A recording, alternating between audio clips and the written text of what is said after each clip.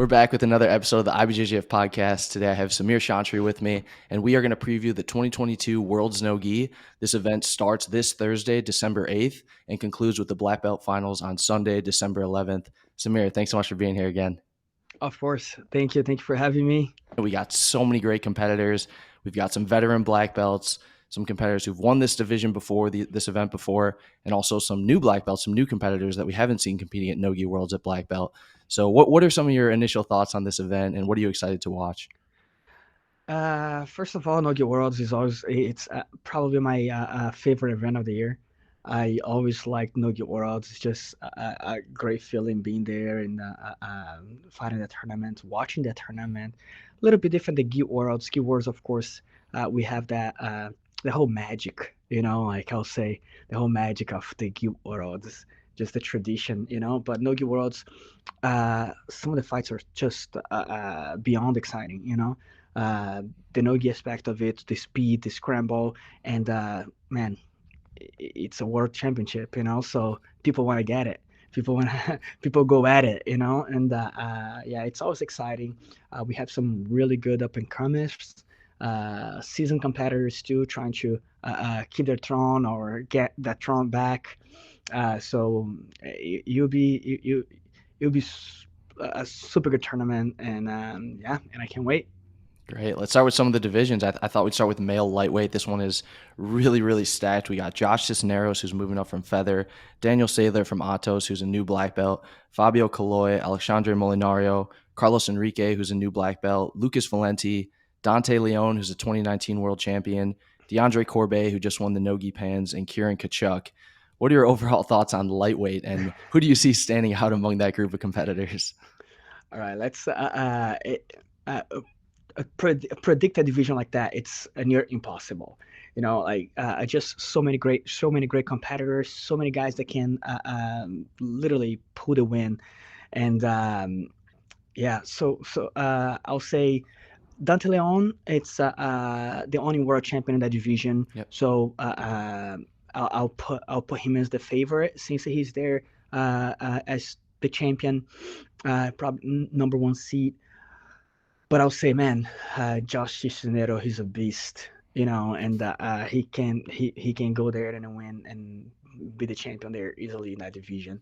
Have some really good competitors too, as Fabio Caloi, Danilo Moreira, Alexandre Morinario, and Jonathan Gomez, and yes, just so many good guys that can make that division so stacked and make it very unpredictable. This division is definitely going to be I do not see anyone standing out in a very dominant performance. I may be wrong, but I don't see that.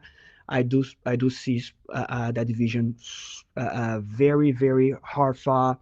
And somebody like Lucas Valente, for example, William, he can win the whole thing. Like he's has a phenomenal guard. If he plays the game right, like scoring against this guy, it's gonna be a nightmare. And Yeah. then we have people like Josh, people like Dante that find moves out of nowhere. Like just find moves out of nowhere and makes it's gonna make the division super interesting. Man, I can't wait for that division. It's going to be incredible. You talked about Josh and Dante. Josh normally competes, he sometimes even competes at light feather, but I think feather is where he's kind of found his home recently. He's Yeah. coming up in weight. Dante won Nogi Worlds in 2019 at middleweight. So this isn't a matchup that I think people were expecting going into the Nogi Worlds, but it's one, like you said, both these guys are always attacking the submission. They're both really aggressive, great takedowns. That could be an absolutely incredible barn burner of a match. Yeah, and I'll tell you one thing. Uh, by my experience, it depending where they are in the division, in the seed, that's gonna dictate how the fight goes because Josh is coming up a weight class. Dante is going down. If they fight in the first day, where it's the same day weigh in, maybe Josh has a little advantage there, since Dante is gonna be dropping down a weight. But if they fight in the second day, maybe Dante's gonna be a little bigger than Josh. So it's gonna be interesting though. Like this is the kind of thing that like anything can make a difference, you know. Like so, just the weight difference can make a difference. The day off, you know, like just this division is so stacked that one little detail is gonna make a world of a difference. I'm sure. That's a great point. In addition to all the amazing male divisions, we also have some amazing female competitors competing. I think one division that really stood out is the female featherweight division. We have Amanda Aliquin, who's a Nogi world champion, Alex Enriquez, who just won the Nogi Pans, Bianca Basilio won the Gi Worlds this year, Jasmine Rocha, Tammy Musameki, who's a multiple-time Nogi world champion. What do you think about that division, and are there any potential matchups that you'd like to see? Oh, definitely. I think seeing Jasmine Rocha so young and already so experienced getting into her first Nogi Worlds, that's going to be very interesting. But man, uh, Amanda, it's really good. Bianca Basilio is somebody that I always love watching. And seeing Tommy there, it's very nice too. It's been a little bit of haven't seen her competing nogi, so it's gonna be interesting seeing her against Bianca. Maybe that'll be a fight that I want to see. That'll be definitely a fight that will be interesting. Like a little clash of style. But also a fight that I would love to see is Jasmine Rocha against Bianca Basilio. I think just the style of the competitors. I think both of them is going to be trying, like, it's going to be a lot of standing fight there and a lot of scrambles, a lot of heart. Both of the competitors, they go at it very, like, really good. I'm sure one thing there will be no stalling there. There will be no boring match there. Those two ladies, they go at it, and it's gonna. If this match plays out, I'll tell you, it might be one of the best matches in the tournament. I'll say. Yeah, I'm excited to watch Bianca Basilio just because I'm a big fan of her footlocks. She does them in the gi, does them no gi, and that's always a really effective tool, especially without the gi. Yeah, no, absolutely, absolutely. That straight ankle lock that she does, it's dangerous. It's dangerous, and it's famous too. You know, so Yeah. I'm sure that the girls are watching out for it. Definitely. Let's talk about the male middleweight division. This is another division like lightweight. It's going to be really hard to predict a winner, but let's just talk about some of the potential matchups stylistically. We have Johnny Tama, who's a 2019 Nogi World Champion. We have Andy Murasaki, who took second in the Gi Worlds this year, kind of venturing into Nogi, a big Nogi tournament for the first time. We have Rolando Sampson, who we haven't really seen compete quite as much. He was coming off an injury, but he won gold at Jiu-Jitsu Con in medium heavy. Now he's coming down to middle. Got John Combs, AJ Agazarm, who's a prior year world champion, Servio Tulio, Celso Vinicius, Igor Felice, Francisco Cuneo, who's a Nogi Pan champion, Italo Mora, and Jefferson Guaressi, who's a Nogi world champion. What a division! Yes. What a division! I think this one, difference of this one that we have more world champions in the division compared to the lightweight. Yep. Funny thing is that Johnny Tama, who won 2019 at lightweight, moved up to middleweight, and Dante, who won middleweight in 2019, moved down to lightweight. So they exchanged, they swapped positions here. So, Yep. but man, so Tommy is a world champion, really good competitor. I think Andy Murasaki, he's in a in a moment in his career where and you can't take him out of anything. You know, like you can't bet him out of anything. I do think he can be the winner in that division. That kid is just phenomenal.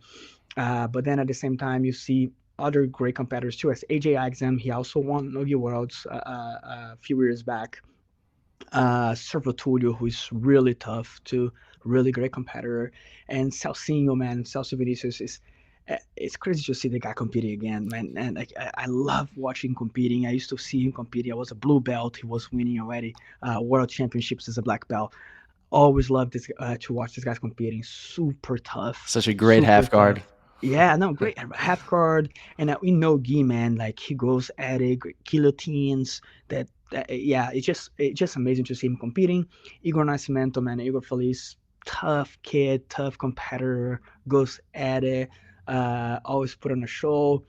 And we got Italo Mora, great competitor too, and Jefferson Guaressi, who, man, like great guard, super good competitor too. This division, man, is gonna be a really good one. Um, Hard to predict, really hard to predict. Some good fights I would love to watch, and I'll tell you that a lot of the matchups that I would like to see, they would include Andy Murasaki. Just a kid that I love seeing competing. I love seeing him, like how forward he moves all the time, and I'm excited to see his game in Nogi. I do think his game suits really well in no-gi. His single leg X, his tight passes. I do think his game can suit him really well in the no-gi division. So watch him in that division. It's gonna be a show for us. It's gonna be a treat for us as spectators. Definitely. He's been competing a lot more frequently as of late. I know he even did a Nogi Open tournament. I'm not quite sure which one it was. It might have been the Houston Open Nogi, but he ended up winning, beat Francisco Cuneo in the final, who's a Nogi Pan champion. Oh yeah, So yeah. Andy is definitely, like you said, his game. He uses a lot of single leg X, a lot of knee cut passing, techniques that really translate very well to the Nogi aspect of the game. Yes, exactly. That's what I'm saying. So I do think that transitions very smoothly, and he can do really well in that division for sure. And he has Rolando, his teammate. He doesn't compete as often. Yeah, I think. Funny to sound like Rolando, it's not like his main thing. Like he took a break and then he didn't compete as much as black belt, but he was always a phenomenal competitor in the lower belts, and still, man, as one of the most talented kids that I see competing, and seeing him like competing the highest level, it's always a treat for sure. Can't wait to watch how that middleweight division plays out. It, Could go in a variety of different ways. Yeah. Oh, yeah. Absolutely. Absolutely. It's a lot of matchups, man. A lot of matchups that'll be very interesting. Imagine like Celso Vinicius, Celcinho, and Eni Murasaki, like a conflict of generations. Yep. Like yeah, it's a clash of generations. That would be super interesting. Super interesting match too. So that's cool, man. It's yeah. Some really good matches can come out of this, and yeah. Absolutely. Let's move on to the female lightweight division, another stacked female division. We got Brianna St. Marie, who's a brown belt Nogi world champion. We have Margot Ciccarelli, Nicole Sullivan from Atos, and Claire North from Tag Team, who won the open class at the Jiu-Jitsu Con Nogi. That's another division that I think could go a variety of ways. I'm particularly excited to watch Brianna St. Marie. She's been competing a lot Nogi recently, has a really cool game, influenced a lot by her coach, Leonardo Saggioro, uses a lot of close guard, half guard, some really nice pressure passing. But what do you think about that division, and is there anyone you're excited to watch? I'm definitely excited to watch Brianna. I've been following her career. She was a purple belt. She always really good. Her game is super tight. She's so strong and so solid. All her techniques are so solid, and her game for competition is just really good. Like, but she has a really good game, solid game, and that can be a trouble for any girl, because if even if it's a girl that's better than her, fall into her game, she has really good chance of winning. So on top of that, being a versatile girl, being a girl that is good from bottom, good from top, and then having a solid competition game like she does, yeah, she can she can cause some damage in that division. So I'm definitely excited to watch her in that division for sure. Yeah, I think her versus Margot Ciccarelli would be a really exciting match. Margot has a bit of a more open game, Brianna a bit more pressure focused. So I think their style matchup would be really interesting. That'll be a good match to watch for sure. Great. Let's move on to male medium heavy. Great division. We got Jonatas Gracie, Francisco Lowe, we got Rafael Dos Anjos, Gabriel Argis, David Garmo, Bruno Matias, Oliver Taza, Angelo Claiborne, Felipe Cesar Silva, and Sebastian Rodriguez. that, that's a stacked division too. That's a good division. That's a real good division. Man, first I think Jonathan Gracie, can't say enough good things about this guy. His game is really good. Love watching him competing, always pushing forward.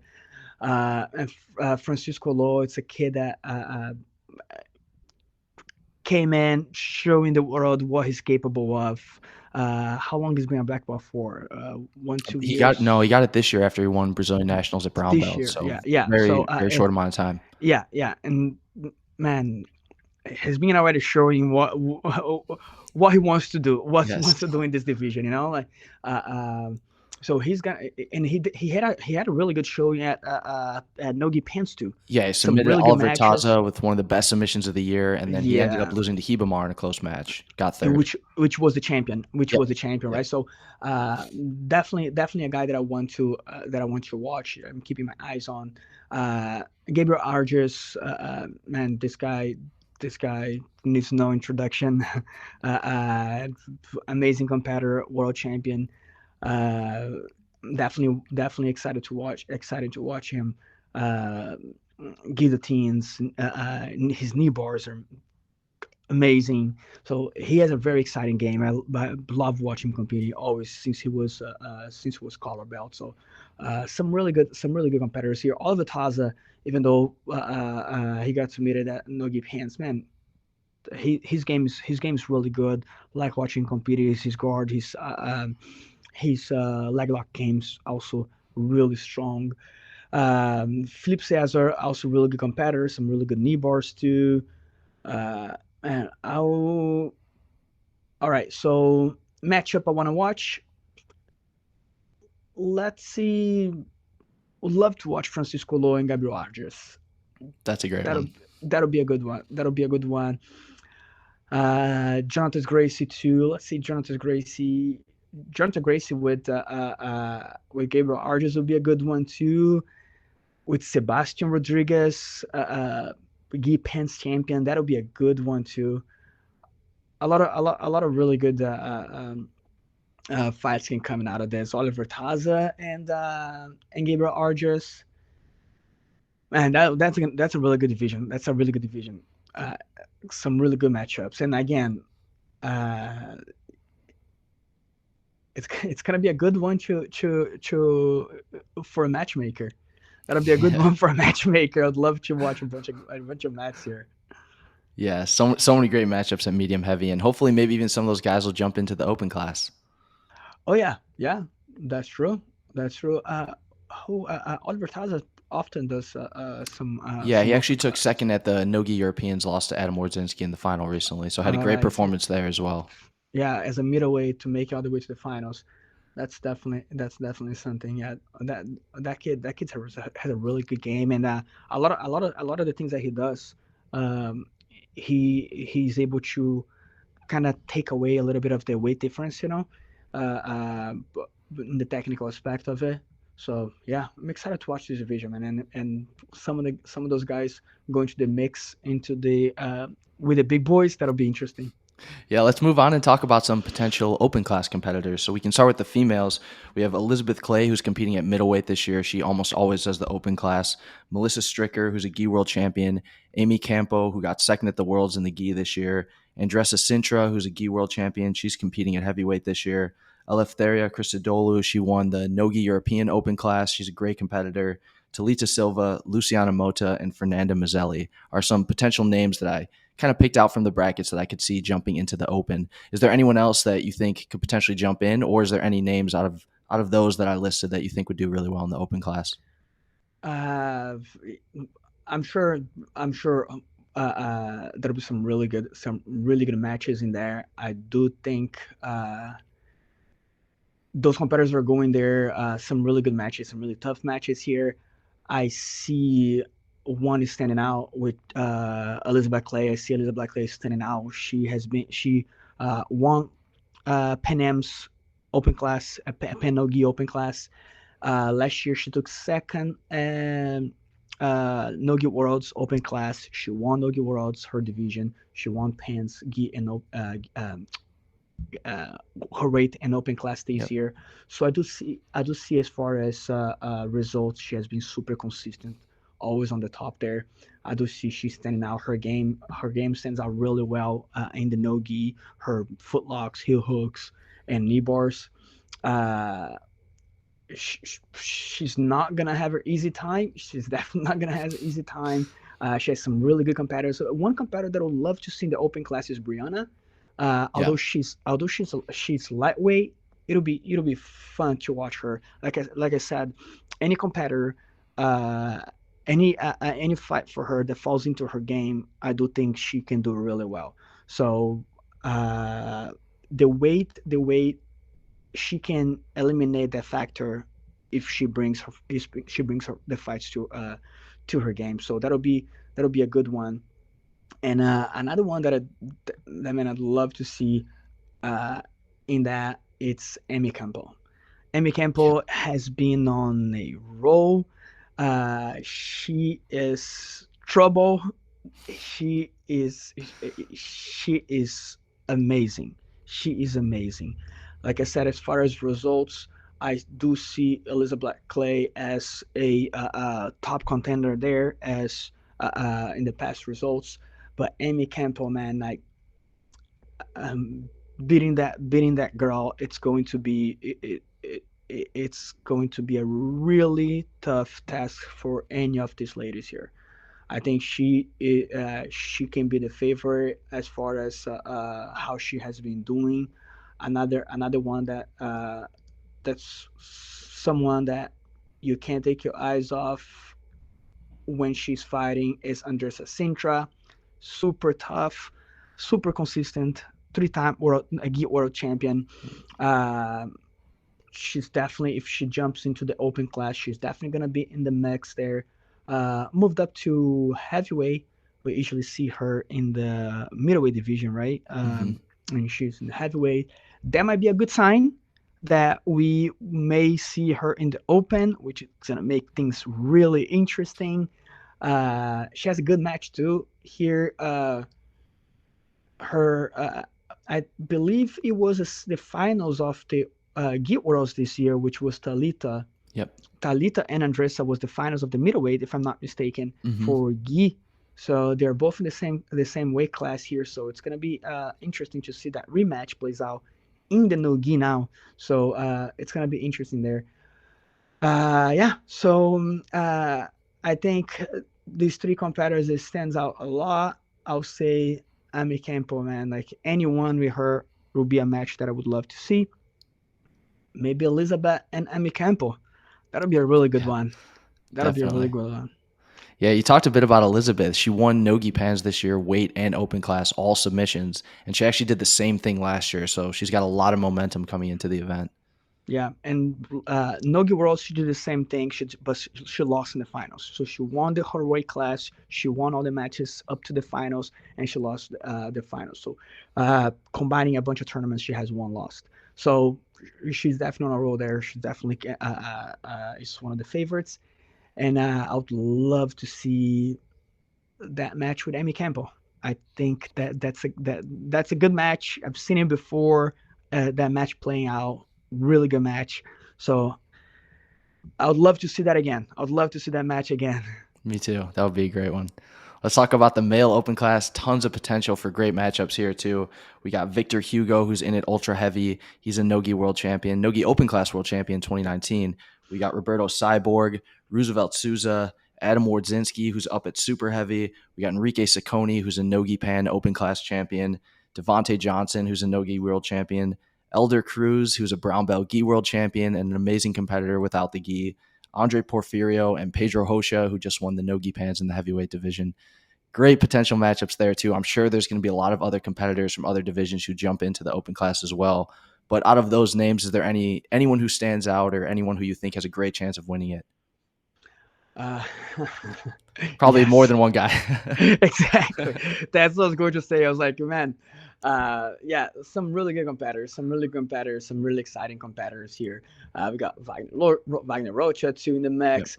That's just it's even hard to name them all, but uh, two that stands out for me is Vitor Hugo and Roberto Abreu Cyborg. They actually did the finals in 2019. They did open weight finals and ultra heavyweight finals. And Cyborg won the ultra heavy, and Vitor Hugo won the absolute. So that was super interesting to see how jiu-jitsu is, like, even though, like, that's what I say, like, it's hard to pick a favorite because each match is a different match. We can put them to battle 10 times and get 5-5, 6-4. So Yep. uh, it's gonna be an amazing division. These two maybe stand out for some past results, and I'll say this would be a match that I would love to watch again. Like I said, super even, super good match. So that'll be a really good match. But and even we got here Roberto Abreu's teammate or student Roosevelt, really good too. That's his really good name. Some really good competitors here. I'm sure this Adam Mozinski that was just won Europeans Open class, right, as you mentioned. So there will be some really good matches here, really good matches, and Felipe Trovo, man, super tough competitor too. So you'll see Devontae Jones. Oh my God, that would be.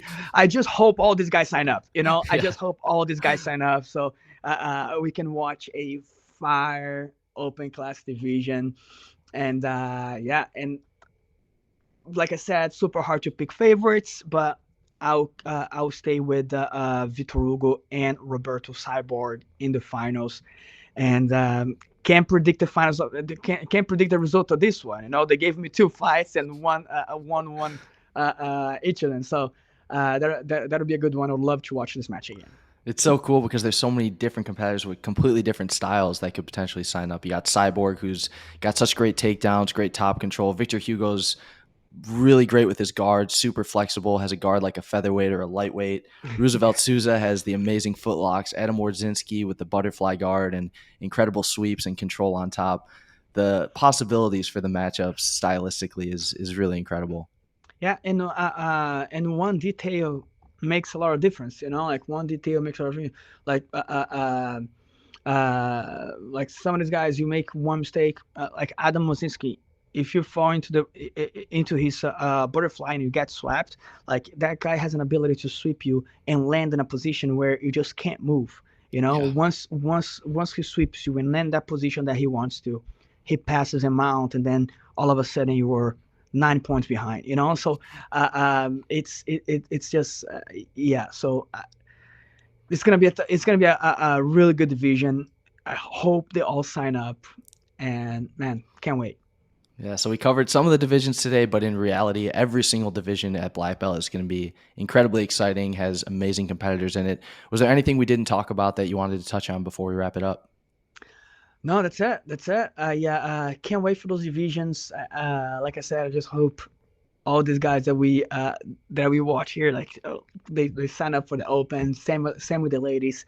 Hope there'll be a really stacked open weight division too, because yeah, we keep matchmaking our minds, and then I was like, I wish that match played out. So it would be interesting. It would be interesting. I'm sure it's a world title, and when a tournament like that comes in, it's just a lot of heart they put into it, and yeah, can't wait for the tournament. Me too. Thank you again, Samir, for being here and for doing Of this. course. If you guys want to watch any of these matches, you can watch every single one of them on flograppling.com. It starts this Thursday, December 8th. The Black Belt Finals will conclude the event on Sunday, December 11th. So thank you guys for watching. We'll see you guys soon. Thank you guys. Thank you.